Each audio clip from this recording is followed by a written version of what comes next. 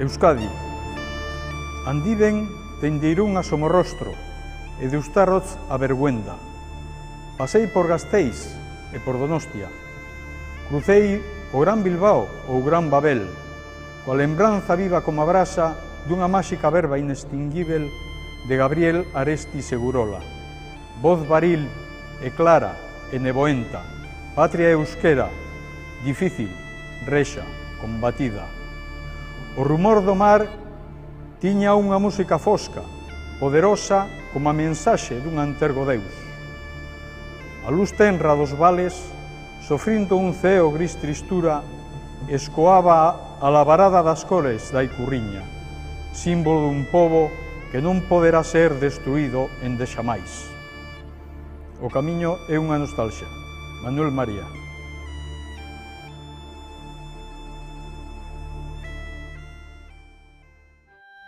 Aresti va morir abans d'acabar la llarga nit de pedra. Ho va deixar escrit: la poesia és un martell, i va predir l'alba. A la ciència de fer ponts hi cal pedra, i martell, i treball, i suor. Tanmateix es va despertar el poble amb l'alba que anunciava el final de la llarga nit, es van assecar els escriptors. Egia bat esateagatik, alabak hil behar bazaizkit. Andrea bortxatu behar badidate, etxea lurrarekin berdindu behar bazait. Egia bat esateagatik, ebaki behar badidate nik eskribitzen dudan eskua, nik kantatzen dudan mihina. Egia bat esateagatik, nire izena kenduko badute euskal literaturaren urrezko horrietatik, inoiz, inola, inon, ez naiz isilduko.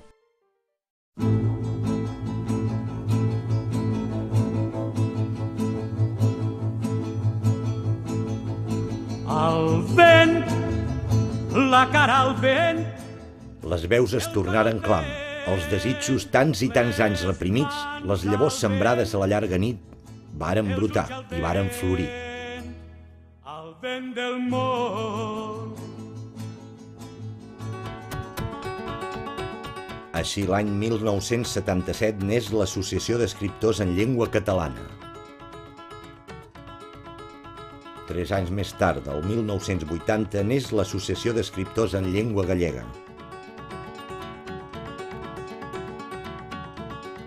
Finalment, el 1982, neix l'Associació d'Escriptors Bascos. Ja estaven construïts els 3 fonaments del pont. Només li mancaven els suports travessers per fer el pont. El primer va ser el de la data assenyalada de 1984, una veritable fita a la història de la literatura. Reunits a Poblet el dia 24 de juny de 1984, nosaltres, escriptors gallecs, bascos i catalans, manifestem: 1.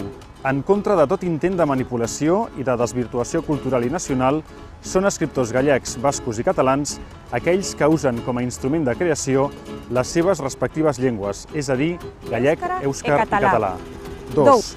Malia os adiantos da normalización, fundamentalmente acadados pola loita reiterada, tanto dos escritores como doutros sectores sociais cunha forte conciencia nacional, atopámonos moi lonxe aínda agora dos mínimos exixíveis nunhas sociedades nacionais afirmadas.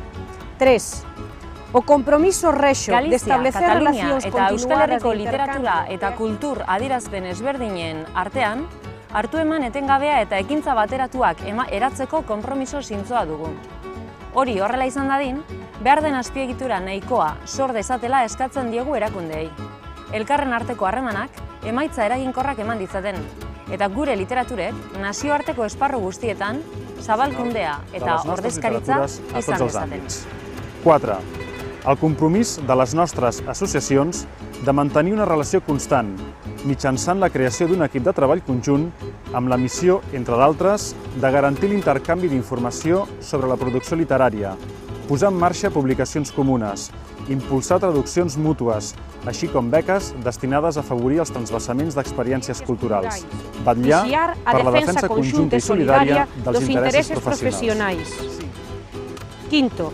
Que o encontro demostra a intensa inquedanza dos escritores, tanto polo que atinxa as problemáticas das nosas nacións en Estado, como no tocante á defensa efectiva dos dereitos humanos, Deste modo, constatan o feito dunha represión que tamén concerne a escritores tanto das nosas nacións como a doutras do salatu mundo. nahi dugu. Biltzar Biltzar honetan zabaldu den bidean aurrera begira, lan egiteko asmoz, bigarren biltzarrerako deia luzatzen diogu geure buruari. Datorren urtean, Euskal Herrian.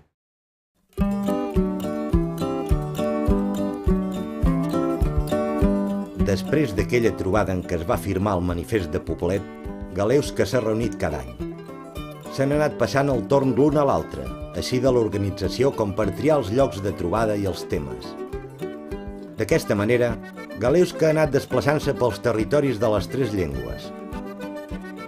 D'aquesta manera s'han visitat llocs simbòlics: Guernica, Santiago, el Principat d'Andorra, Irunya, Pamplona.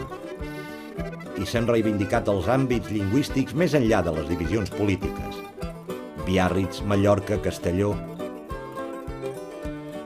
Tot plegat s'han enfortit les relacions entre els escriptors, a la mesura que s'han enfortit les relacions entre les literatures. Com les associacions les formen escriptors, amb les seves circumstàncies de temps i espai, s'han anat treballant temes d'interès per tots.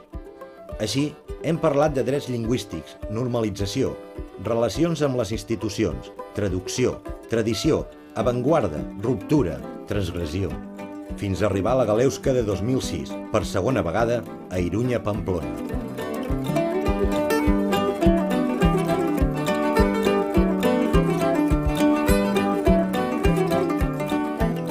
Per parlar-ne, s'han trobat els presidents de les 3 associacions: la tradició i la ruptura, avantguarda i passat, el trencament dels tabús, en un lloc molt apropiat per parlar de tot això i molt més, al Xillí de l'Eco. En conseqüència del valor simbòlic que tenen a l'art dels símbols i les icones, és digne de ser citat el tema d'enguany per Galeusca, el tabú. O tabú é aquelo que dá razón de ser ao escritor para transgredilo. É fundamental, é importantísimo que o escritor, como unha punta de lanza social, vaya abrindo, vaya rompendo os tabús que xenerou a propia sociedade para facela avanzar.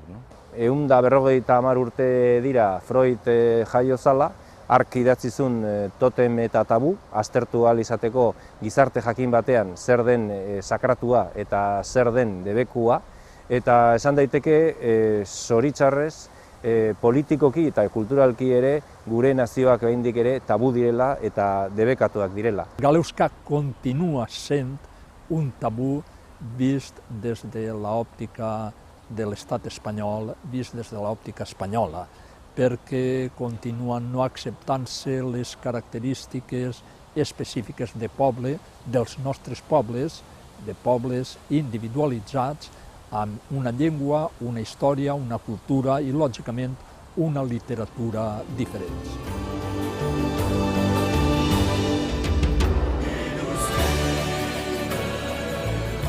El camí a traçar és tan ampli com el mar mateix. Això va ser el que es va veure a la Galeusca de l'Equeico, l'any 2000, al principi del nou mil·lenni. Agafem el símil del mar i per això mateix fem la nostra promesa de ser tan lliures com ell i tan valents com per navegar-hi. Renovem Galeusca. Per això, el català, el gallec i l'euskara, tan vells o més que qualsevol altra llengua d'Europa, i els seus parlants, hem de dir que sabem el que són 23 anys.